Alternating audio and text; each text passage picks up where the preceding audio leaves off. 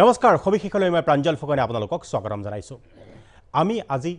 এই বিষয়টো লৈ যেটো প্ৰমো চলাইছিলোঁ তাতেই কৈছোঁ নিৰ্বাচন পদুলিত হয় আৰু বেছি দিন নাই জানুৱাৰী শেষেই হ'ব হ'ল ফেব্ৰুৱাৰী মাৰ্চ এপ্ৰিলত নিৰ্বাচন হোৱাৰ যথেষ্ট সম্ভাৱনীয়তা আছে নিৰ্বাচনী আয়োগে তেনে এক ইংগিতেই দি গৈছে যে নিৰ্বাচন এপ্ৰিলৰ প্ৰথম ভাগতে অনুষ্ঠিত হ'ব অৰ্থাৎ হাতত একেবাৰে সময় কম পদুলি পালেহি নিৰ্বাচন তেনেহ'লে ইতিমধ্যে ৰাজনৈতিক দলসমূহৰ গতিগুত্ৰলৈ যদি আমি চাওঁ আমি দেখিবলৈ পাম যে সকলো ৰাজনৈতিক দলে ইতিমধ্যে তেওঁলোকে টঙালি বান্ধিছেই আৰু ইতিমধ্যে নামি পৰিছে ৰণক্ষেত্ৰত সকলোৱে সাধ্য অনুসৰি যোনে যেনেদৰে পাৰে তেনেদৰে ইতিমধ্যে নিৰ্বাচনী প্ৰচাৰ আৰম্ভ কৰিছে আৰু এই প্ৰচাৰে লাহে লাহে তুংগত অৱতীৰ্ণ হ'বগৈ এতিয়া কথাটো হৈছে যে কোন দলে কেনেধৰণে ৰণকৌশল প্ৰস্তুত কৰিছে আৰু এই যিটো নিৰ্বাচনী ইতিমধ্যে দৌৰ আৰম্ভ হৈছে তাত কোন আগত আছে কোন পিছত আছে কোনে কাক কি ধৰণে আক্ৰমণ কৰিব বা কোনে কি লৈ ভোটাৰৰ ওচৰলৈ যাব এই বিষয়সমূহে আজি এই আলোচনাত স্থান পাব মই প্ৰথমতে চিনাকি কৰি দিছোঁ যে আমাৰ ষ্টুডিঅ'ত বিৰোধী পক্ষৰ পৰা আৰম্ভ কৰোঁ নেকি কয় আমাৰ এই ষ্টুডিঅ'ত আজি উপস্থিত আছে ইতিমধ্যে দিলীপ শৰ্মা তেখেত কংগ্ৰেছৰ এগৰাকী মুখপাত্ৰ তাৰপিছত অমৃত খাটনিয়াৰ অসম জাতীয় পৰিষদৰ তেখেত এগৰাকী নেতা আৰু মুখপাত্ৰ তাৰপিছত আছে আমাৰ ইয়াতে কমল মেধি তেখেত ৰাইজৰ দলৰ কমল মেধি উপসভাপতি সাধাৰণ সম্পাদক আৰু আছে আমাৰ ইয়াৰ ষ্টুডিঅ'ত সুৰঞ্জন দত্ত তেখেত হৈছে বিজেপিৰ এগৰাকী নেতা তথা মুখপাত্ৰ নমস্কাৰ তো বিষয়টো এনেকুৱা ধৰণৰ ঠিক আছে মই যিহেতু সামগ্ৰিকভাৱে দেখা যায় যে শাসকীয় পক্ষকে সকলো আক্ৰমণৰ লক্ষ্য কৰি লৈ তিনিজনকৈ বিৰোধী পক্ষৰ ইয়াত আমাৰ অতিথি আজি উপস্থিত আছে মই সেইকাৰণে সুৰঞ্জন দত্তৰ পৰা আৰম্ভ কৰিব খুজিছোঁ দত্ত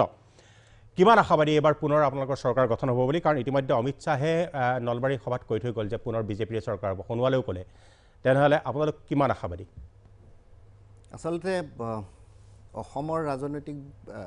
আৰু ভাৰতবৰ্ষৰ ৰাজনৈতিক পৰিৱেশ সম্পূৰ্ণ সলনি হৈছে মাননীয় নৰেন্দ্ৰ মোদী ডাঙৰীয়া নেতৃত্বত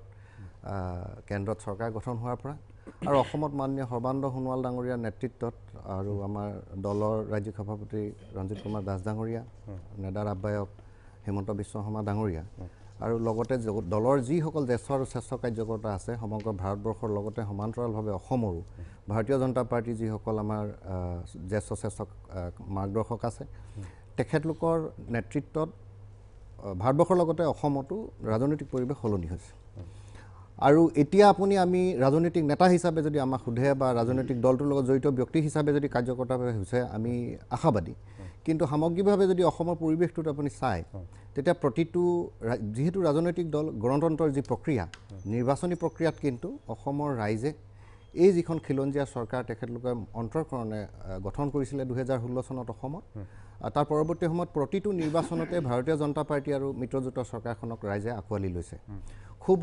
একেবাৰে নিকট এটা নিৰ্বাচন দুটা গৈছে বিটিচি ইলেকশ্যনটোত আপোনালোকে দেখিছে তাৰ পৰা তিৱা যি স্বায়ত্তশাসিত পৰিষদৰ নিৰ্বাচন তাতো দেখিছে আৰু সেইধৰণে আমি আশাবাদী ভাৰতীয় জনতা পাৰ্টী এজন কাৰ্যকৰ্তা হিচাপে অসমৰ ইমূৰৰ পৰা সিমূৰলৈ যিসকল আমাৰ 42 লাখ কাৰ্যকৰ্তাই কাম কৰি আছে আৰু দলৰ জ্যেষ্ঠ আৰু শ্ৰেষ্ঠসকলে যি ধৰণে মাৰ্গদৰ্শন কৰি এই প্ৰক্ৰিয়াটোক ৰাজনৈতিক পৰিৱেশটোক ৰাইজৰ মাজলৈ ৰাইজৰ আস্থাক বুটলিবলৈ যি ধৰণে সক্ষম হৈছে মই ভাবোঁ যে 2021 চনৰ যি বিধানসভা নিৰ্বাচন এই নিৰ্বাচনতো অসমৰ ৰাইজে এই ক্ৰমান্বয়ে যি ধৰণে আমাক আগুৱাই লৈ গৈ আছে অসমখনক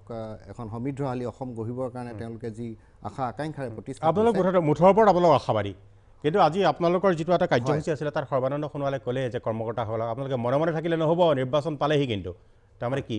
কৰ্মকৰ্তাখন মনে মনে আছে নেকি নাই তেনেকুৱা নহয় আপোনালোকে দুখনকৈ বিশাল জনসভা হৈছে দেখিছে শিৱসাগৰতো মাননীয় প্ৰধানমন্ত্ৰী ডাঙৰীয়া যদিও এখন চৰকাৰী কাৰ্যসূচী আছিলে তাতো দলীয় কাৰ্যকৰ্তাই একদম উভৈনদী হৈ আহিছে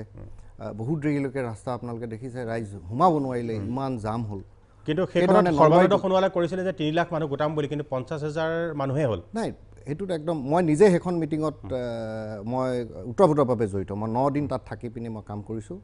আপোনালোকে জানে যে সেইখন বৃহৎ পথাৰ আৰু আমাৰ 1.5 লাখ মান কাৰ্যকৰ্তা বাহিৰত থাকি গ'ল কিয়নো আমাৰ মিটিংখন মাননীয় মোদী ডাঙৰীয়াৰ মিটিং আছিলে 11:30 বজাত আৰু সেই ধৰণে আমি আগদিনাখন পৰিকল্পনা কৰিছিলোঁ দত্ত আমি মিটিংখনৰ কথা পুনৰ আহিম সকলোকে এবাৰ বিষয়টো সম্পৰ্কত মই কমল মেধিৰ ওচৰলৈ আহিছোঁ কমল মেধি নতুন দল ৰাইজৰ দল ইতিমধ্যে বহু প্ৰত্যাশালৈ ৰাজনীতিত ভৰি দিছে যে কিয় বিজেপিক ভোট নিদি ৰাইজৰ দলক ৰাইজে অসমৰ ৰাইজে এবাৰ কিয় ভোট দিব আপোনালোকে ইতিমধ্যে গম পাইছে যে ৰাইজৰ দলে অখিল গগৈ নেতৃত্বত আমি যোৱা 9 জানুৱাৰীত আমি আনুষ্ঠানিকভাৱে এটা পূৰ্ণাংগ ৰূপত আত্মপ্ৰকাশ কৰিছোঁ সেই হিচাপত আমাৰ কাৰণে 21 বিধানসভা নিৰ্বাচনৰ কাৰণে সময় বহুত কম আৰু সেইকাৰণে আমি বহুত কষ্ট কৰিবলগীয়া হৈছে আৰু আমি সেইকাৰণে আমাৰ অসমৰ যিসমূহ আঞ্চলিকতাবাদী শক্তি বিজেপি বিৰোধী আঞ্চলিকতাবাদী শক্তি সেই শক্তিক একত্ৰিত কৰি আমি 2021 বিধানসভা নিৰ্বাচনত অৱতীৰ্ণ হ'বলৈ আগবাঢ়িছোঁ আৰু ইতিমধ্যে আমি সাজু হৈ উঠিছোঁ আৰু যিকেইটা বিধানসভা নিৰ্বাচনত আমি প্ৰতিদ্বন্দ্বিতা কৰিম ইতিমধ্যে সেই বিধানসভাসমূহত আমি প্ৰাৰ্থী ইতিমধ্যে বাছনিৰ প্ৰক্ৰিয়া আমাৰ লাহে লাহে আৰম্ভ হৈছে আৰু যিসকল প্ৰাৰ্থীয়ে খেলিব তেওঁলোকে ইতিমধ্যে সেই সমষ্টিসমূহত ইতিমধ্যে লাগি পৰিছে আৰু সামগ্ৰিকভাৱে আমি গোটেই অসমৰ সাংগঠনিক দিশবিলাক আমি ইতিমধ্যে চোৱা চিতা কৰিবলৈ আৰম্ভ কৰিছোঁ গোটেই প্ৰক্ৰিয়াটোত আমি দেখা পাইছোঁ যে যদিও আপুনি সঠিকভাৱে উত্থাপন কৰিছিলে যে মোদীৰ জনসভা বা অমিত শ্বাহৰ জনসভা এই গোটেই কথাবিলাকত কিন্তু সাংঘাতিক ধৰণে এটা নেতিবাচক দিশ প্ৰতিফলিত হৈছে অসমৰ মানুহৰ আগৰ যি উৎসাহ আগৰ যি উদ্দীপনা এই গোটেই কথাবিলাকত ক'ৰবাত যেন চেঁচা পানী পৰিছে এনেকুৱা লাগিছে আপুনি যদি চাই আপোনাৰ কি কয় শিৱসাগৰৰ সভাই হওক নলবাৰীৰ সভাই হওক বা কোকৰাঝাৰৰ সভাই হওক কোকৰাঝাৰত অলপ উৎসাহ দেখিছিলোঁ নতুনকৈ এটা নতুন সাহিত্য পৰিষদ তেওঁলোকে BTR পাইছে এই গোটেই কথাবিলাকত আমি দেখিছোঁ যে মোদী ডাঙৰীয়া নিজকে অলপ আমি হতাগ্ৰস্ত যেন দেখিছোঁ কাৰণ তেখেতে আগতে অসমলৈ আহি যিবিলাক কথা কৈছিল যিবিলাক প্ৰতিশ্ৰুতিৰ কথা কৈছিল সেই কথাবিলাক পুনৰুক্তি কৰিব পৰাকৈ তেখেতে আৰু তেখেতৰ অৱস্থা নাই কাৰণ তেখেতে যিবিলাক কথা কৈছিল তাৰ সম্পূৰ্ণ বিপৰীত স্থিতি কেন্দ্ৰীয় চৰকাৰে লৈছে বা ইয়াৰ সৰ্বানন্দ সোণোৱাল চৰকাৰখনে লৈছে গতিকে বিজেপিৰ সন্মুখত এতিয়া নতুন ইছ্যু একো নাই আটাইতকৈ ডাঙৰ কথাটো হ'ল 21 বিধানসভা নিৰ্বাচনৰ কাৰণে বিজেপি নৰেন্দ্ৰ মোদীয়ে হওক অমিত শ্বাহে হওক হিমন্ত বিশ্ব বা সৰ্বানন্দ সোণোৱালেই হওক তেওঁলোকৰ সন্মুখত অসমবাসীৰ কাৰণে নতুন কোনো ইছ্যু নাই কাৰণ আপোনালোকে জানে যে ইতিমধ্যে আমি ৰাইজৰ দলেও এটা কথা উদঙাই দিছোঁ আজি কেইদিনমান আগতে যে বিজেপি দলে যোৱা বছৰ 16 চনৰ বিধানসভা নিৰ্বাচনৰ আগত তেওঁলোকে যিখন ভিজন ডকুমেণ্ট কৰিছিলে যিটো সপোন অসমবাসীয়ে ৰাইজক দেখুৱাইছিলে তাত তেওঁলোকে 477টা প্ৰতিশ্ৰুতি কলনি মই মাজতে এটা প্ৰশ্ন কৰিব খুজিছোঁ ঠিক আছে আপোনালোকে কৈছে যে বিজেপিৰ ব্যৰ্থতাখিনি উদঙাই দিছে কিন্তু আপোনালোকে কি কৰিব সেই কথাখিনি কোৱা নাই কিন্তু না আমি কাম আৰম্ভ কৰিছোঁ আমি নতুন এটা নৱগঠিত আঞ্চলিক ৰাজনৈতিক দল আমি সকলোকে ঐক্যবদ্ধ কৰিবলৈ চেষ্টা কৰিছোঁ আৰু ইতিমধ্যে আমি যিসমূহ সমষ্টিত প্ৰতিদ্বন্দ্বিতা কৰিম তাত আমাৰ কাম কাজ আৰম্ভ হৈছে আমি ইতিমধ্যে আপুনি যদি সময় দিব লাগিব তেতিয়াহ'লে আমি কি কৰিব বিচাৰিছোঁ ৰাইজৰ দলে অসমবাসী ৰাইজক লগত লৈ আমি কি ধৰণে অসমখনক এখন সমৃদ্ধিশালী অসম এখন সমন্বয়ৰ অসম আৰু সঁচাসঁচিকৈ অসমীয়া জাতিটোক বিশ্বৰ বুকুত এটা মেৰুদণ্ড পোন কৰি জীয়াই থাকিব পৰা অসমীয়া জাতি হিচাপে প্ৰতিষ্ঠা কৰিবৰ কাৰণে আমি এটা দীঘলীয়া এটা ভৱিষ্যত এখন দীঘলীয়া আমি ভিজন আমি লৈছোঁ এই আপুনি যদি সময় দিয়ে মই আহিম বাৰু এই বিষয়টোলৈ মই সময় দিম আপোনালোকক হ'ল যে অসমীয়া জাতিৰ স্বাভিমান ৰাজনৈতিকভাৱে ফেডাৰেল অৰ্থনৈতিকভাৱে আত্মনিৰ্ভৰশীল সামাজিকভাৱে সকলোকে সামৰি লয় আৰু মানসিকভাৱে বিজ্ঞানসন্মত এটা দৃষ্টিভংগীৰে ৰাইজৰ দল আগবাঢ়িছে আৰু আপোনালোকে দেখিব যে হয় 21 নিৰ্বাচনৰ কাৰণে আমাৰ অলপ সময় কম হৈছে কিন্তু অনাগত দিনত অসমৰ ৰাইজৰ কাৰণে বিকল্প ৰাজনীতি হ'ব ৰাইজৰ দলে যি ৰাজনীতি প্ৰতিষ্ঠা কৰিব খোজে সেইটোৱে ৰাজনীতি বিকল্প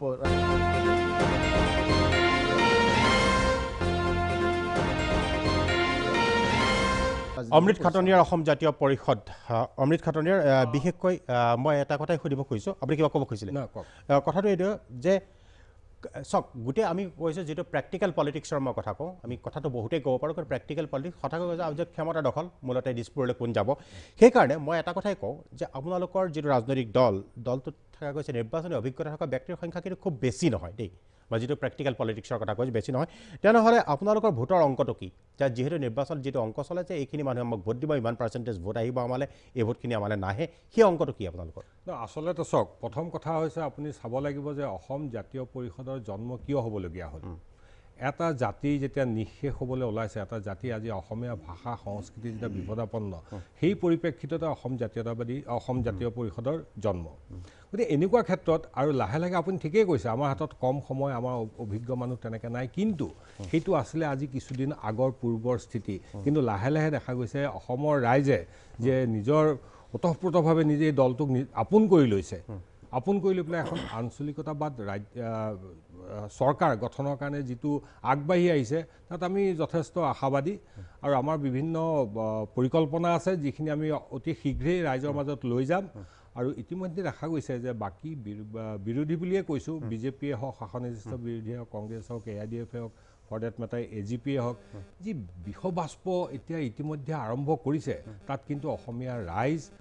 একদম বিতৃষ্ণা হৈছে সবৰে বিচাৰিছে এখন নিকা প্ৰশাসন থকা এটা দুৰ্নীতিমুক্ত নাই সকলো কথাখিনি ঠিকে আছে মই তেনেকুৱা খাদনে কথাখিনি ঠিকে আছে মই মানি লৈছোঁ এতিয়া আমাৰ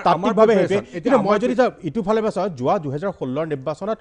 89টা সমষ্টিত প্ৰতিদ্বন্দ্বিতা কৰি বিজেপিয়ে 29% ভোট পাইছিলে আৰু কংগ্ৰেছে 122টা সমষ্টিত প্ৰতিদ্বন্দ্বিতা কৰি 31% ভোট পাইছিলে সেই ভোটৰ অংকটো এতিয়া ছাপ'জ চাওক বিজেপিয়ে চৰকাৰ গঠন কৰিলে অকল সহযোগত যে আপোনালোকৰ ভোটৰ অংকটো আপোনালোকক কোনে ভোট দিব বিজেপিৰ ভোট আপোনালোকে নাপায় নহয় মোৰ অংকটোৰ পৰা উত্তৰ দিয়ক এতিয়া চাওক সুৰেন্দ্ৰ দত্তই কৈছে বা ৰঞ্জিত দাসে কৈ আছে 42 লাখ তেওঁলোকৰ কৰ্মকৰ্তা আছে তেওঁলোকৰ অংকটো এইটো 82 লাখক যদি দুগুণ কৰে তেওঁলোকে সেইখিনি এজন এজন কৰি লৈ আহে তেনেহ'লে সেইখিনি তেওঁলোকৰ ফিক্স ভোট বুলি কৈছে তেতিয়াহ'লে আপোনালোকৰ অংকটো কি যে এনেকুৱা ধৰণৰ অসমৰ ধৰ্মীয় সংখ্যালঘুৰ ইমান ভোট আমি পাবলৈ সক্ষম হ'ম বা আমুকখিনি মূল অসমীয়া স্তৰৰ ইমানখিনি ভোট পাবলৈ সক্ষম হ'ম এই অংকটো যিটো আচলতে নিৰ্বাচন প্ৰেক্টিকেল পলিটিক্সত যিটো অংক ব্যৱহাৰ হয় সেই অংকটো কি সেই অংকৰ এনালিচিছবিলাক আমি কোনটো অঞ্চলত কোনটো সমষ্টিত আমাৰ কেনেকুৱা স্থিতি এতিয়া বৰ্তমানে হৈছে আৰু যোৱা বিগত 10 দিন আগতে যি পৰিস্থিতি আছিলে আজি কি পৰিস্থিতি বা আগত দিনত কি পৰিস্থিতি বা তাৰ সন্নিৱিষ্ট কৰি পেলাই আমি এটা ভোটৰ অংক কৰিছোঁ সেইটো আমি এতিয়া হয়তো আমি প্ৰকাশ কৰিবলৈ অকণ হেৰি নহয় আৰু ইতিমধ্যে আমাৰ যিখিনি নিৰ্বাচনী কুচকাৱাজ ধৰক বুথ কমিটি বনাই আমাৰ 27টা বুথ কমিটি 30 তাৰিখৰ ভিতৰত বিভিন্ন আমাৰ ভাতৃস্থানীয় সংগঠনবিলাক অলৰেডি হৈ গৈছে আৰু ৰাইজৰ ঘৰে ঘৰে অসম জাতীয় পৰিষদৰ যিটো শ্লোগান যে আমি ৰাইজৰ ঘৰে ঘৰে ৰাইজৰ সেই শ্লোগানটোৰ ওপৰত ভিত্তি কৰি আমি এতিয়া ভোটাৰৰ ওচৰলৈ গৈছোঁ আমি যথেষ্ট সঁহাৰি পাইছোঁ আৰু আমি আশাবাদী যে আৰু এটা কথা এইখিনিতে কৈছোঁ যে বিজেপি চৰকাৰে 42 লাখ হিতাধিকাৰী আছে অমুক আছে তমুক আছে এইখিনি কথা কোৱাৰ মূলত এইটোৱে প্ৰমাণ হৈছে যে তেখেতসকল শংকিত আজি প্ৰচণ্ডভাৱে শংকিত যিটো কাৰণে তেখেতসকলে ৰেজিষ্টাৰেই হওক বা যিয়ে নহওক ৰেজিষ্টাৰেই হওক বা যিয়ে নহওক ৰেজিষ্টাৰ আছে আপোনালোকৰ ৰেজিষ্টাৰ কিন্তু 42 লাখ কৰ্মকৰ্তাই আপোনালোকক যে ভোট দিবই আজিৰ দিনত হয়তো তেনেকুৱা কিছুমান মিছ কল কৰিও কিছুমান মানুহে ভোটাৰ কৈছে তিৱা ইলেকশ্যন আৰু হেৰি বিধানসভা ইলেকশ্যনৰ মাজত বহুত আকাশ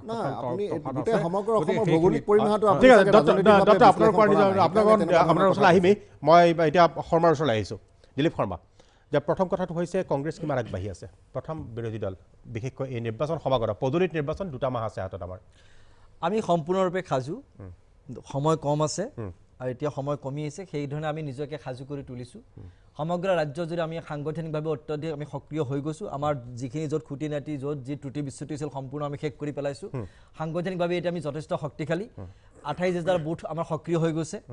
আৰু আমাৰ মূলত 2টা লাইনত আমি কাম কৰিছোঁ আমাৰ নিজস্ব বক্তব্য আছে আমি বিজেপিৰ প্ৰতাৰণা প্ৰবঞ্চনা কম আমাৰ নিজস্ব বক্তব্য আছে আমি কংগ্ৰেছ চৰকাৰ গঠন হোৱাৰ পিছত এই নিৰ্বাচনত কংগ্ৰেছ দলে চৰকাৰ গঠন হোৱাৰ পিছত কংগ্ৰেছে কি কৰিব সেই বক্তব্য আমি ৰাখিছোঁ মানুহৰ মাজত আজি আমি ওৱান ফেমিলি ওৱান জব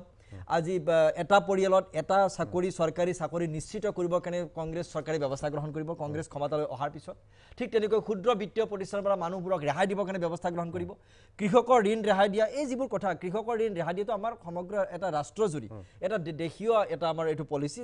যি ৰাজ্যতে আমাৰ চৰকাৰ আছে সেই ৰাজ্যতে কৃষকসকলৰ ঋণ ৰেহাই দিয়া হৈছে বিজেপি কিন্তু দিব পৰা নাই আমি দিছোঁ সেইবোৰ ৰাজ্যত তাৰোপৰি আমাৰ নিজস্ব বক্তব্যৰ উপৰিও আৰু ইতিমধ্যে যোৱা 15টা বছৰ আমি কি ধৰণে উন্নয়ন কৰিছোঁ কি ধৰণে ৰাজ্যখন নিৰ্মাণ কৰিছোঁ প্ৰতিটো খণ্ড কি ধৰণে আমি আগবঢ়াই দিছোঁ সেই আজি আমাৰ শত্ৰুসকলে স্বীকাৰ কৰিছে আজি আমাৰ প্ৰয়াত তৰুণ গগৈ ডাঙৰীয়া তেখেতে 15 বছৰ চৰকাৰ নেতৃত্ব দিলে তেখেতৰ 15 বছৰ চৰকাৰ নেতৃত্ব দিয়াৰ পিছত তেখেতক বহুতে সমালোচনা কৰিছিল এইখন চৰকাৰক অপশাসন বা বিভিন্ন ধৰণে এই 15 বছৰ অপশাসন বুলি কৈছিল কিন্তু আজি তেখেতক স্বীকৃতি দিবলৈ চৰকাৰ বাধ্য হৈছে তেখেতৰ মহাপ্ৰয়াণৰ পিছত সকলোৱে স্বীকাৰ কৰিবলৈ বাধ্য হৈছে যে এই দেশৰ অৰ্থনৈতিক ভিত্তি এই ৰাজ্যৰ অৰ্থনৈতিক ভিত্তি নিৰ্মাণ কৰিছিল একমাত্ৰ প্ৰয়াত তৰুণ গগৈ ডাঙৰীয়াৰ নেতৃত্বৰ কংগ্ৰেছ চৰকাৰে 15টা বছৰ প্ৰমাণ মই এটাই মাত্ৰ উদাহৰণ দিম বাকীখিনি মই পিছত কম এটাই উদাহৰণে কৈছোঁ 15টা বছৰত কংগ্ৰেছে সমগ্ৰ ৰাজ্যত কংগ্ৰেছৰ ধাৰৰ পৰিমাণ হৈছিল গৈ 35,000 কোটি টকা ৰাজ্য চলাওঁতে আৰু বিজেপিয়ে 5টা বছৰত 43,000 কোটি টকা গতিকে তাতে আপুনি তুলনা কৰক 15 বছৰ ৰ'বক আপুনি ডাঙৰীয়া নক'ব দেই মই কৈ থকা সময়ত নক'ব পাছত যি বকিব আছে আপুনি বকিব 35,000 কোটি টকা 1 মিনিট মানে আপুনি ৰিজাৰ্ভ বেংকৰ তথ্য মতে এবছৰ আগলৈকে মই কৈ আছোঁ গতিকে বিজেপিৰ আপুনি কালিলৈ বা পৰহিলৈ দিন পৰিলে আৰু বাঢ়িব নিৰ্বাচনলৈকে বিজেপিৰ হয়তো আপোনাৰ 70,000 80,000 কোটি টকা লোন হৈ যাব মই সেইটো নকওঁ মই এই এটা মাত্ৰ কথা কওঁ বাকীখিনি মই পিছত ক'ম কিন্তু ইয়াত অন্য এটা কথা যে লগতে আমাৰ 2 নম্বৰ কথাটো আছে যে বিজেপিৰ যিটো প্ৰবঞ্চনা প্ৰতাৰণা মিথ্যাচাৰ আজি উজনি অসমত আপুনি মোদী ডাঙৰীয়াৰ সভা দেখিলে তেওঁলোকৰ ৱৰ্কাৰবোৰ ডিমৰেলাইজ হৈ গৈছে তেওঁলোকৰ ৱৰ্কাৰবোৰ এই ধৰণে ডিমৰেলাইজ হৈছে যে য'ত প্ৰধানমন্ত্ৰীৰ ভাষণত তেওঁৰ উৎসাহ নাই মোৰ মাজতে এটা প্ৰশ্নটো মই মাজতে সেইকাৰণে কৈছোঁ চাওক নিৰ্বাচনৰ প্ৰস্তুতিৰ ক্ষেত্ৰত আমি আৰম্ভণিতে এইটো কথা কৈছিলোঁ চাওক যি সময়ত বিজেপিয়ে নিৰ্বাচনী প্ৰস্তুতি পূৰ্ণগতিত চলাইছে তেওঁলোকৰ প্ৰধানমন্ত্ৰী আৰু গৃহমন্ত্ৰী আহি ইয়াত ভাষণ দি গ'ল সেই সময়ত কিন্তু কংগ্ৰেছে কমিটিসমূহ গঠন কৰিছেহে আপোনাৰ ইলেকশ্যনৰ কমিটি আজি 2 দিন আগতে গঠন কৰিছে আপুনি নাভাবেনে আপোনালোকে গোটেই সামগ্ৰিকভাৱে নিৰ্বাচনক যিখন যুদ্ধ হিচাপে ল'ব লাগে কংগ্ৰেছে সেই ধৰণে লোৱা নাই কাৰণ যিটো সময়ত 2জন ষ্টাৰ কেম্পেইনাৰ আহি ইয়াত কেম্পেইন কৰি গ'ল সেইটো সময়ত আপোনালোকে কমিটিকেইখন বনাই সম্পূৰ্ণ কৰিছে ষ্টাৰ কেম্পেইনাৰ কাৰোবাৰ আহিছে কাৰোবাৰ আমাৰো আহিব কিন্তু আপুনি ষ্টাৰ কেম্পেইনাৰ যিজন শিৱসাগৰত তেওঁলোকৰ যিজন ষ্টাৰ কেম্পেইনাৰ আহি গ'ল দেশৰ প্ৰথম প্ৰধানমন্ত্ৰীজন দেশৰ প্ৰধান 1 নম্বৰ মানুহজন তেওঁলোকৰ দলৰ তেওঁ আহি কি ভাষণ দিলে তেওঁ চাগে সেইদিনা ভাষণ দিতে ভাবিছে এইখন ৰাজ্যত মই 6 বছৰ পূৰ্বে বহুত মিছা কথা কৈ গ'লো তেওঁ চাগে অন্তৰ্দণ্ডত ভুগিছে সেইকাৰণে সেইদিনা তেওঁৰ কথা উৎসাহ নাই নতুন মানুহ ক'বলৈ তেওঁৰ কথা ইমান চাগে সেইদিনা অন্তৰ্দণ্ড আছে যে মই 6 বছৰ পূৰ্বে এইখন ৰাজ্যত ক'লো যে 2014 চনৰ 16 মেৰ ভিতৰত মই ইয়াত বিদেশী খেদিম বুলি কৈছিলোঁ মই নোৱাৰিলোঁ মই ইয়াত নিবনুৱা সংস্থাপন দিম বুলি কৈছিলোঁ মই নোৱাৰিলোঁ মই অমুক কৰিম বুলি কৈছিলোঁ নোৱাৰিলোঁ চাগে এতিয়া নতুন কথা ক'বলৈ সাহস নাহিল যাৰ ফলত তেওঁলোকৰ কৰ্মীসকল এতিয়ালৈকে 3 লাখ 4 লাখ যিমানেই নকওঁ সেইখন মিটিঙত 30,000 পৰা 35,000 আৰু সেইখন মিটিঙৰ ফলত বিজেপিৰ কৰ্মকৰ্তাৰ অৱস্থা আমি বুজি পাইছোঁ সাধাৰণ মানুহৰ বিজেপিৰ প্ৰতি যে কোনো উৎসাহ নাই কোনো উদ্যম নাই সেয়া আমি প্ৰমাণ হৈ গৈছে শিৱসাগৰৰ মিটিঙত আৰু নলবাৰী কোকৰাঝাৰ আমি কি দেখিলোঁ জোৰ জবৰদস্তি মানুহক হাততালি দিয়াবলৈ তেওঁলোকে চেষ্টা কৰিছে জোৰ জবৰদস্তি মানুহে হাত চাপৰি নিদিয়ে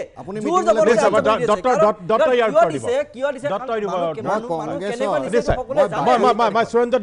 দত্তৰ পৰা ইয়াৰ উত্তৰটো বিচাৰিম দত্তই দিব উত্তৰ দত্তই হাঁহি আছে নিশ্চয় উত্তৰ দিবলৈ সাজু হৈছে কিন্তু দত্ত মই এটা বিৰতি লৈ লওঁ বিৰতিৰ পিছতে মই আপোনাৰ ওচৰলৈ আহিম আৰু ইয়াৰ উত্তৰখিনি আপুনি দিব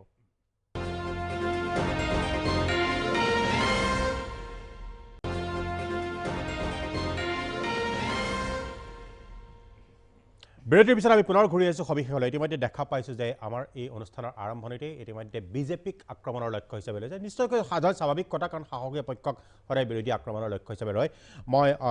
সুৰঞ্জন দত্তৰ ওচৰলৈ আহিছোঁ সুৰঞ্জন দত্ত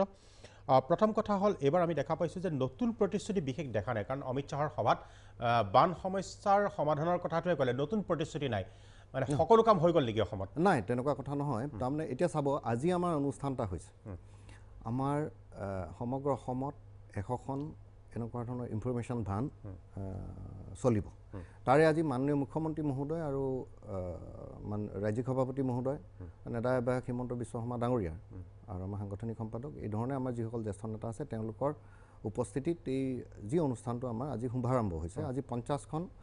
সেই ধৰণৰ ইনফৰমেশ্যন ভান সমগ্ৰ অসমৰ কাৰণে আমি আৰম্ভ কৰিছোঁ 50খন আজি হৈছে আৰু এসপ্তাহৰ ভিতৰত বাকী 50খন ওলাব প্ৰত্যেকটো সমষ্টিৰ কাৰণে তো তাতে আমি কি কৰিছোঁ যে যিখিনি ৰাইজৰ আশা কিয়নো ইয়াৰ আগৰটো যেতিয়া 16 চনত আমি আহিছিলোঁ তেতিয়া ৰাইজৰ আস্থা আৰু আকাংক্ষাক আমি যি ধৰণে কৰিব লাগে সেই ধৰণে কৰিবৰ কাৰণে চেষ্টা কৰি আছোঁ আৰু আমি আশাবাদী যিহেতু প্ৰত্যেকটো নিৰ্বাচনতে ভাৰতীয় জনতা পাৰ্টীক অসমৰ ৰাইজে আগত ৰাখি পিনি চিন্তা কৰি পিনি তেওঁলোকে ৰাজনৈতিক ভোটাধিকাৰ বুলি কওক বা ৰাজনৈতিকভাৱে আমাক প্ৰতিষ্ঠা কৰিছে আৰু এয়া আমাৰ ৰাইজৰ এতিয়া আপুনি কৈ আছে যে ভোটৰ অংক ভাৰতীয় জনতা পাৰ্টীয়ে অসমত লগতে ভাৰতবৰ্ষত আমি ভোটৰ অংকক লৈ মেকানিজিম ষ্ট্ৰেটেজি সেইটো বেলেগ কথা কিন্তু ভোটৰ অংকৰ আশাত কিন্তু কেতিয়াও আমি ৰাজনীতি কৰা নাই আৰু কিয়নো আমি উঠি অহা চামৰ ভিতৰত এজন ব্যক্তি আৰু কাৰ্যকৰ্তা সেইভাগে আমি দেখোঁ যে আশা আকাংক্ষা ৰাইজৰ যি আছে সেইখিনি ফলপ্ৰসূ ৰূপায়ণ কৰিবৰ কাৰণে প্ৰত্যেকটো মুহূৰ্তত চৰকাৰ আৰু দলে চেষ্টা কৰি আছে মই মাজতে দুটা কথা কৈ যাওঁ অলপ আগত শৰ্মা ডাঙৰীয়া আশা আকাংক্ষা এনেকুৱা এইটো আছিলে যে শৰ্মা ডাঙৰীয়া দুটা পইণ্ট কৈ যাওঁ তেখেতে ক'লে আমি মানে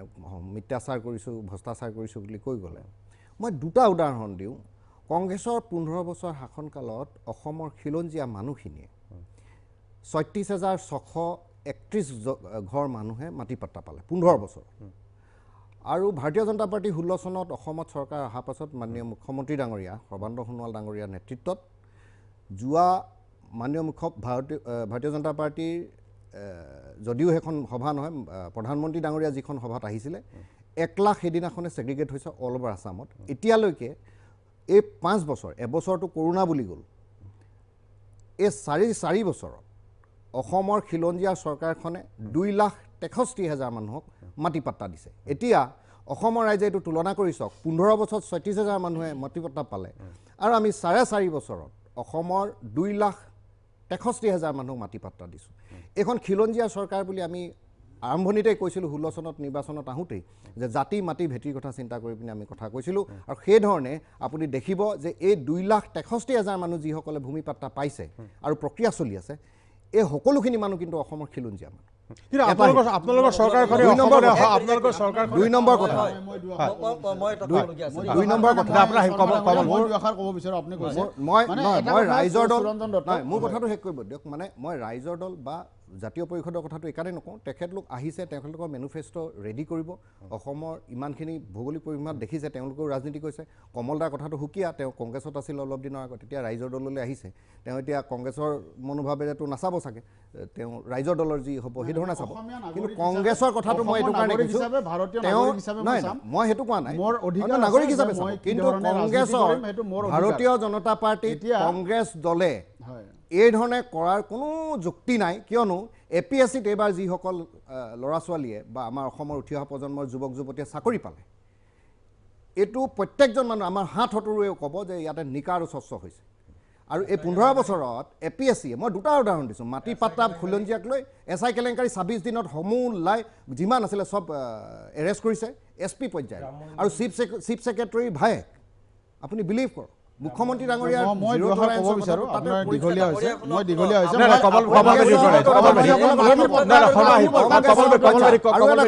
আৰু এটা কংগ্ৰেছৰ শৰ্মা ডাঙৰীয়াক মই ধন্যবাদ জনাওঁ, কিয়নো বিজেপিৰ যিখন নলবাৰী মিটিং তেওঁ তাতে উপস্থিত আছে, তাতে দেখিছে মেলিছে। কংগ্ৰেছৰো হৈ আমাৰ মিটিঙত যোৱাৰ বাবে আপোনাক মই ধন্যবাদ জনাইছোঁ। কেলে উৎসুকতা ৰাইজৰ ইমান বাঢ়িছে, ভাৰতীয় জনতা পাৰ্টীয়ে ৰাইজৰ হৈ ইমান কাম কৰিছে। কংগ্ৰেছৰো যিসকল অত্যন্ত অসম হিতৈষী লোক আছে, যেনে শৰ্মা ডাঙৰীয়া, তেওঁ মিটিংখনত হাততালি কোনে মাৰিছে সেইটো তাত গৈ চাইছিল। তো এইটো কাৰণে মই এতিয়াও ভাৰতীয় জনতা পাৰ্টীলৈ আহিব। এটা কথা কওঁ, মানে গোটেই অসমবাসী ৰাইজৰ মাজত এটা কনফিউজন বিজেপিয়ে আনিছে, মানে মাটিৰ পট্টাৰ প্ৰসংগটো। আপুনি চাব যে দীৰ্ঘদিন ধৰি অসমৰ ভূমিহীন খিলঞ্জীয়া মানুহে মাটিৰ অধিকাৰৰ কাৰণে আন্দোলন কৰি আহিছে। আমি এটা সময়ত কৃষক মুক্তি সংগ্ৰাম সমিতিত থাকোঁতে আমি ভূমিহীন লোকৰ কাৰণে আন্দোলন কৰিছিলোঁ, সকলোৱে পাহৰি যোৱা নাই। আৰু সেই সময়ত আচলতে প্ৰকৃততে অসমৰ খিলঞ্জীয়া ভূমিহীন যিসকল মানুহৰ কথা আমি কৈ আছিলোঁ, যিসকলে ধৰক এতিয়া মাজুলীতে গৰাখহনীয়াত পৰি মাটি ভেটি হেৰুৱাই তেওঁলোকে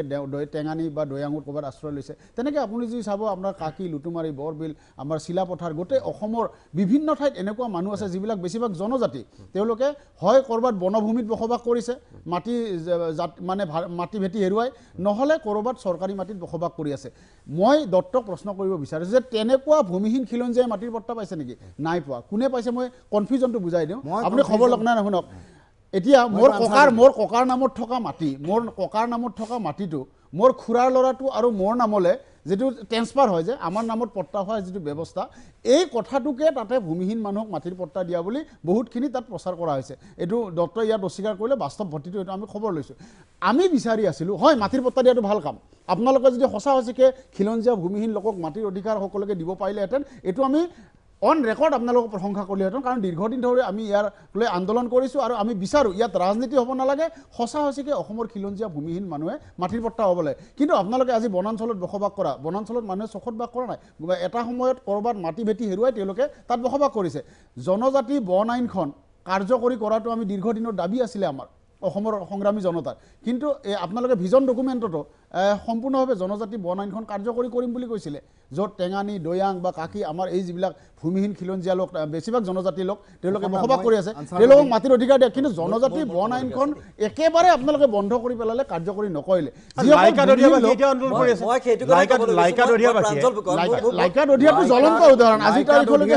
লাইকা দধিয়াৰ কথাটো একে। আমাৰ জনজাতি মিচিং মানুহ, তেওঁলোকে বনাঞ্চলত বসবাস কৰিছে, মাটি হেৰুৱাই বৈঠক কৰিছে। কৈছো মই কনফিউজৰ কথাটো মই মই কমল মেধি ডাঙৰীয়া আমাৰ দত্ত ডাঙৰীয়া যিটো কমল মেধি ইমানে ডাঙৰীয়া খিলঞ্জীয়া প্ৰতি নাই তেওঁলোকৰ কংগ্ৰেছেতো নকবই কিন্তু ইমানে এপিএছচি আপোনালোকে যিমান দুৰ্নীতি কৰিছিল অসমৰ ৰাইজে জানে খিলঞ্জীয়াক আৰু তেওঁলোকে ইমানে এতিয়া ভাল পায় এতিয়া আজি এপিএছচি বধিয়া এই নাইকা দৰে ৰিচেণ্টলি মানুহে যিসকলে বছৰ চাকৰি পাইছে মাহৰ পিছত মাহ ধৰি এইখিনিয়ে আন্দোলন কৰিব গৈছে মাটি পত্ৰৰ কাৰণে আপোনালোকক সেইটো তেওঁলোকৰ গুৰুত্ব দিবলৈ সময় নাই বামুণী গাঁও মই বৰহমপুৰা বামুণী গাঁও মানুহে আন্দোলন উদাহৰণ কৰিবলগীয়া আছে খিলঞ্জীয়া মই মাটি দুটা পত্ৰ উদাহৰণ দিলো গুৱাহাটীত আছে ভাৰতীয় জনতা পাৰ্টি আজি বানপানীত অসমৰ সৰ্বচন্দ্ৰ হোৱা ৰাইজক লৈ আজি কৰা গৰাখহনীয়াত আস্থা সৰ্বচন্দ্ৰ হোৱা কোনটো আৰু পৰিয়াল তেওঁলোকে এইটোত মাটি পত্ৰ কংগ্ৰেছে আছে প্ৰশ্ন তোলাৰ তেওঁলোকৰ কোনো যে এইবোৰ যুক্তি নাই। ৰাজনীতি আৰু কমল মেধি আপোনালোকে কোৱাৰ দৰে ৰাজনীতিৰ এতিয়া নামত কমল মেধি ৰাজনীতি কৈ ৰ'ব অসমত কৰিছে। মই কৈছো কমল মেধি মই কোৱাৰ দৰে মেধি ডাঙৰীয়া মোৰ দুটা দেউতাৰ আনচাৰ নামত মাটি আছে আমি এজনকে শুনো তেওঁলোকৰ মাটি পত্ৰ হৈছে এনেকুৱা যে দেউতাকৰ নামৰ মাটিখিনি 4 ভাগত 3জন বা 4জন পঞ্চায়তৰ নামত পট্টা শৰ্মাৰ দত্ত এটা কাম শৰ্মাৰ দত্ত আমি আমি বিৰতি লৈ বিৰতিৰ পিছত আহিম নিশ্চয়কৈ হয় এটা কথা মই কৈ ল'ব মাটি পট্টা সম্পৰ্কে আপোনালোক কংগ্ৰেছৰ কোনো যুক্তি নাই অসমৰ ৰাইজক লৈ বিভ্ৰান্ত কৰা নাই খাজনীয়া মই আহিম বিৰতিৰ পিছত নাই নাই মাটিৰ পট্টা বিষয়টো নাই নাই সেইকাৰণে মাটিৰ পট্টা বিষয়টো আমি আহিম দত্ত মই আহিম কাৰণ মাটিৰ পট্টাটো বিশেষ কৃতিত্ব দাবী কৰিছে বিজেপিয়ে এই বিষয়টো বিতৰ্কিত বিষয় ইয়ালৈ আমি আহিম কিন্তু বিৰতি এটাৰ পিছত হয়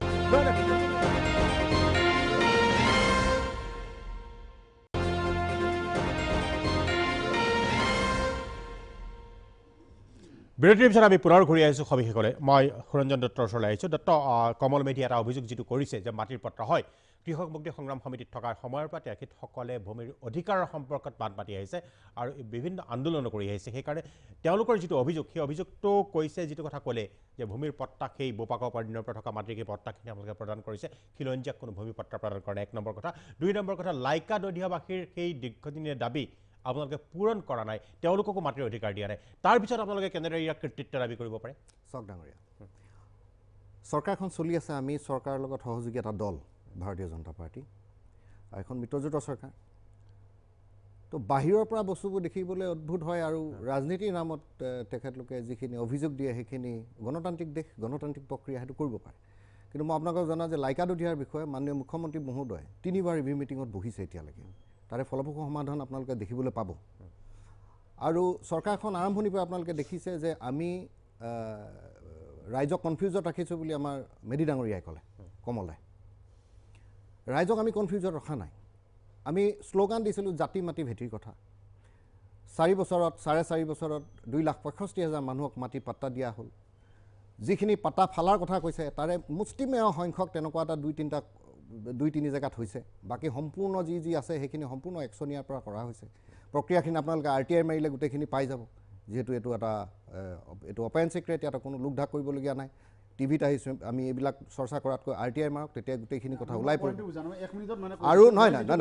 মই বুজি পাইছোঁ ভূমিহীন খিলঞ্জীয়া নহয় তেওঁলোকে অলৰেডি তেওঁলোকৰ মাটি আছে তেওঁলোকৰ মাত্ৰ একচনীয়া আছিলে ক'ৰবাত পট্টা হৈছে সেইটো ভাল কথা আৰু পকাকৰ মাটিটো এতিয়া এই প্ৰক্ৰিয়াটো শুনিলো কনফিউজ ডাঙৰীয়া মই একেটা আপুনি ক্লিয়াৰ কৰিব ৰাজনৈতিকভাৱে ৰাজনৈতিকভাৱে আমি উঠি অহা প্ৰজন্মৰ যুৱক ৰাজনীতি বটোৱাৰা পট্টাটো এটা বেলেগ বস্তু আমি সেইটো বিষয় আপোনালোকে RTI মাৰক আপোনালোকে পাই যাব ইয়াত আহি এই ধৰণে ভুল ব্যাখ্যা কৰিলে নহ'ব চৰকাৰে এটা ৰেভিনিউ মই কোনটো কৈ আছো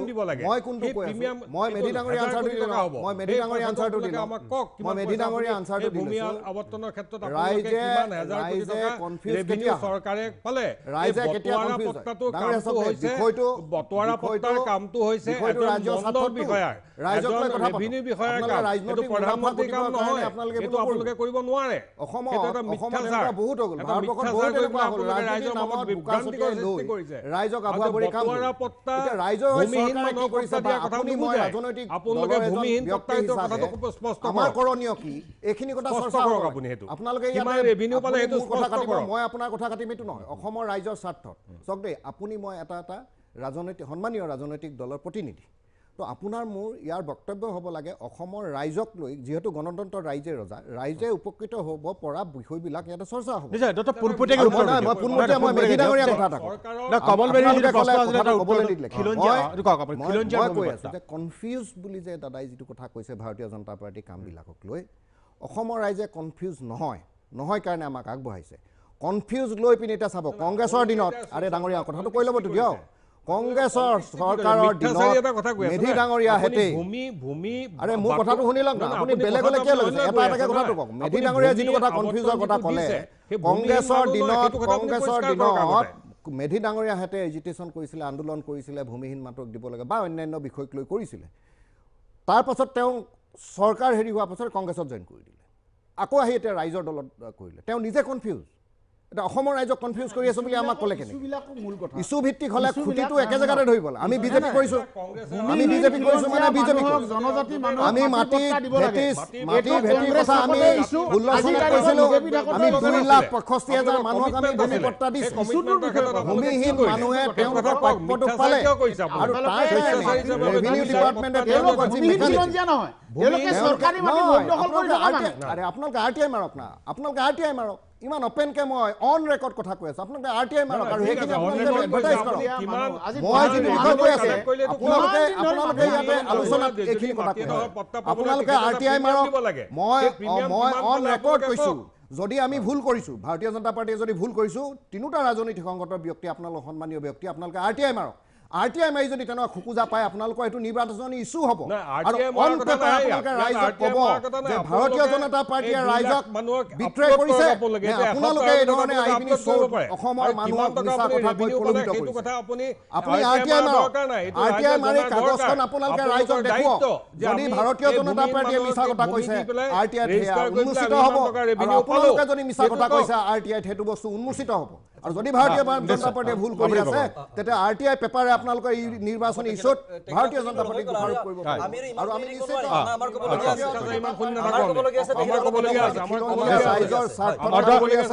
অনাগত দিনত প্ৰতিজন অসমীয়াৰ বাবে অসমীয়া খিলঞ্জীয়াৰ বাবে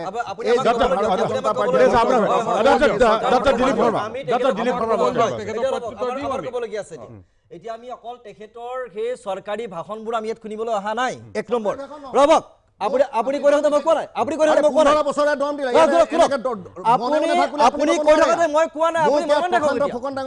আপুনি মোক ক'বলৈ দিয়ক সন্মানীয় গেছ আপুনি ক'বলৈ দিয়ক ৰবক আপুনি বন্ধ কৰি দিয়ক নহ'লে মই আপুনি ক'বলৈ কোন আপুনি বন্ধ কৰি দিয়ক বক্তব্য ৰাখিব মই দলৰ বক্তব্য ইয়াত ৰাখিছোঁ আপুনি এতিয়া আপুনি বন্ধ কৰক এতিয়া মোক ক'বলৈ দিয়ক যদি আপুনি কথা কৈ থাকে কোনো 15 বছৰৰ যিটো আপুনি কথা কৈ থাকে কোনো আমাক এই ৰঙা চকুনে দেখুৱাব দেই ইয়াৰ পৰাই মই কৈ দিছোঁ আপোনালোকৰ ৰঙা চকু 15 বছৰে অসমৰ ৰাইজে দেখিলে আৰু আমি অসমৰ উঠি অহা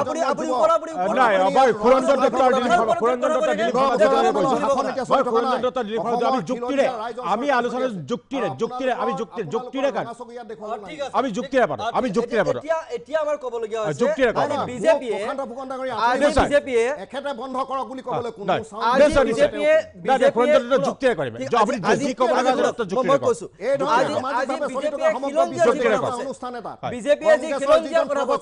মই ভাবো অন্তৰত বিজেপিয়ে খিলঞ্জীয়াৰ কথা কোৱাটো কোনো পৰ্যায়ত তেওঁলোকৰ মুখত ক'বা নাপায় ৰাইজৰ কি অৱস্থা হ'ব বিজেপিয়ে খিলঞ্জীয়াৰ কথা কোৱাটো মুখত ক'বা নাপায় বিশেষ অন্তৰত বিজেপিয়ে খিলঞ্জীয়াৰ কথা ক'বলৈ নোৱাৰে আজি চাওক আজি মাটিৰ পট্টা দিয়া বিষয়টো আমি গম পালো আজি মাটিৰ পট্টা তেওঁলোকে মাটিৰ পট্টাৰ নামত তেওঁলোকে অপপ্ৰচাৰ কৰিছে কোনো ভূমিহীন মানুহক তেওঁলোকে মাটিৰ পট্টা দিয়া নাই কোনো ভূমিহীন মানুহক তেওঁলোকে মাটিৰ পট্টা দিয়া নাই আজি লাইকান দিয়া কৰা আজি বৰাহনীয়া ক্ষতিগ্ৰস্ত যিসকল মানুহৰ এটুকুৰা ভূমি নাই সেই মানুহক তেওঁলোকে ভূমি পট্টা দিয়া নাই গতিকে তেওঁলোকৰ চৰিত্ৰ ইতিমধ্যে মানুহৰ সন্মুখত জলজল হৈ গৈছে 2 নম্বৰ কথা আজি অসম চুক্তি কথাটো এনেকুৱা হৈছে বিজেপি আৰু কংগ্ৰেছে দুইজনে কৈ থাকিলে ৰাইজে নুশুনিব কিন্তু দুইজনে কৈ থাকিলে ৰাইজে নুশুনিব কিন্তু বিজেপি আৰু কংগ্ৰেছ তাৰপিছত তেওঁলোকৰ খিলঞ্জীয়াৰ কথা বিজেপি আন্দোলন নৈতিক অধিকাৰ নাই 6 নং দফা তেওঁলোকে যি অৱমাননা কৰিলে তাৰপিছত ৰাইজলৈকে তেওঁলোকৰ কথা ক'বলৈ 6 নং দফাৰ কথা অৱমাননা কৰাৰ পিছত অসম চৰকাৰৰ দলটোৰ এজন প্ৰতিনিধি তাৰপিছত সেইটো দলে যি খিলঞ্জীয়াৰ কথা কয় এই ধৰণে কথা ক'ব পাৰিছে নিশ্চয় কাৰো কথা কোনো নুশুনে যদি মই এখানে বিৰতি ল'বলৈ বাধ্য মই এটা বিৰতি ল'ব লগা হৈছে গোপীনাথ বৰদলৈ আন্তৰ্জাতিক বিমানবন্দৰ তেওঁলোকে আদানী কথা খিলঞ্জীয়াৰ কথা কয় লাজ লাগে তেওঁলোকৰ মুখত খিলঞ্জীয়াৰ কথা শুনিবলৈ মই ভাবো অন্তত বিজেপি আজি খিলঞ্জীয়াৰ কথা নক'ব অন্তত বিজেপিয়ে খিলঞ্জীয়া হত্যা কৰিছে অসমৰ খিলঞ্জীয়া হত্যা কৰিছে বিজেপিয়ে বেলেগে নহয় এই দলটো বনিয়া দল এই দল বনিয়া দল অসমৰ জাতি মাটি ভেটি কথা কয় অসমক বিক্ৰী কৰিছে তেওঁলোকে খিলঞ্জীয়াৰ হাতত মানুহক আপোনালোকে গুলিয়াই মাৰিছে সমগ্ৰ শ্বহীদ কৰালে। তেওঁলোকে নিবলৈ গৈছে নিশ্চয় এই নিশ্চয় এই শৰ্মা এই শৰ্মা আৰু দত্ত মই দুইজনকে কৈছোঁ ৰাইজ দুইজনে কথা কৈ থাকিলে ৰাইজ বিভ্ৰান্ত হ'ব যুক্তিৰে কওক আৰু যুক্তিৰে খণ্ডন কৰক এটা বিৰতিৰ পিছত বা পুনৰ আহিম কমল বেদীও আছে হেৰি আছে এটা বিৰতিৰ পিছত পুনৰ আহিম কিন্তু যুক্তিৰে কথা ক'ম আৰু যুক্তিৰে খণ্ডন কৰিম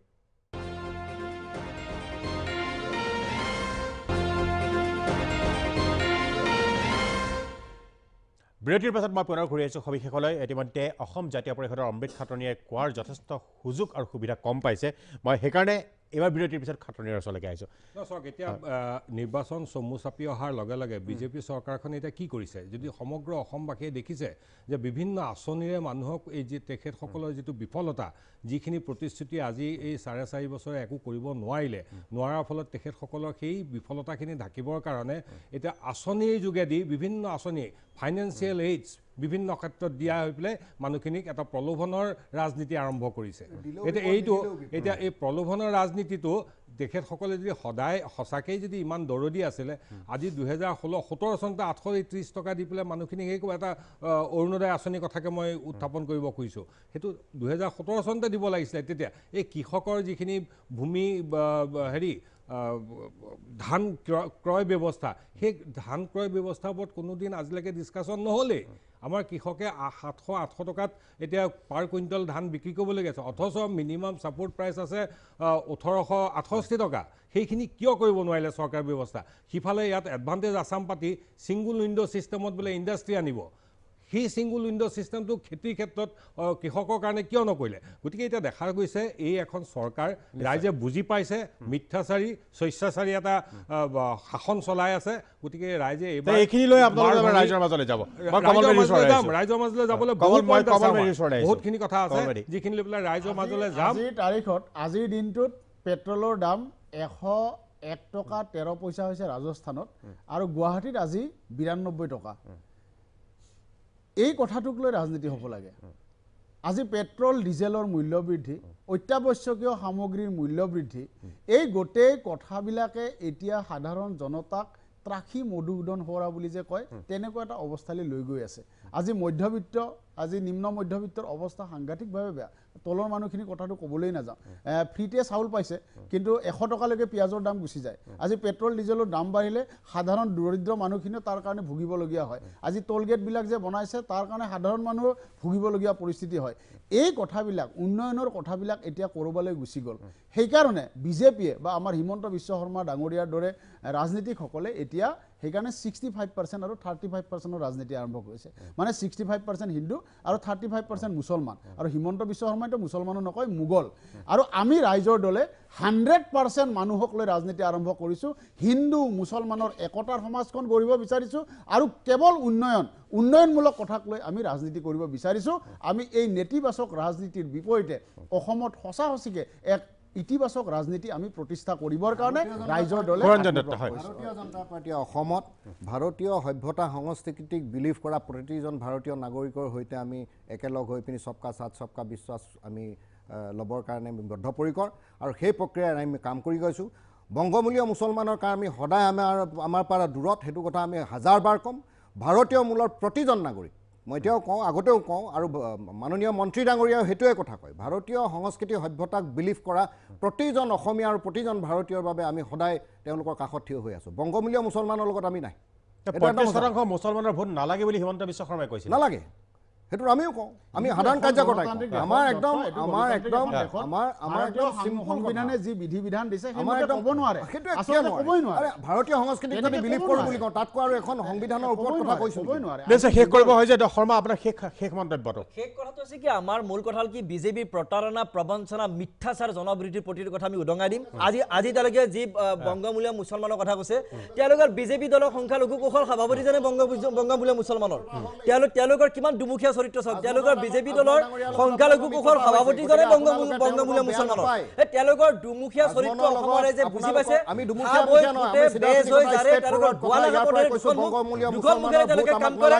বিজেপিৰ এনেকুৱা দুমুখীয়া চৰিত্ৰ মানুহে বুজিবলৈ বাকী নাই তেওঁলোকে অসমৰ জনতাক নিষেধ কৰিবলৈ ওলাইছে অসমৰ খিলঞ্জীয়াৰ নামত তেওঁলোকে খিলঞ্জীয়া হত্যা কৰি আছে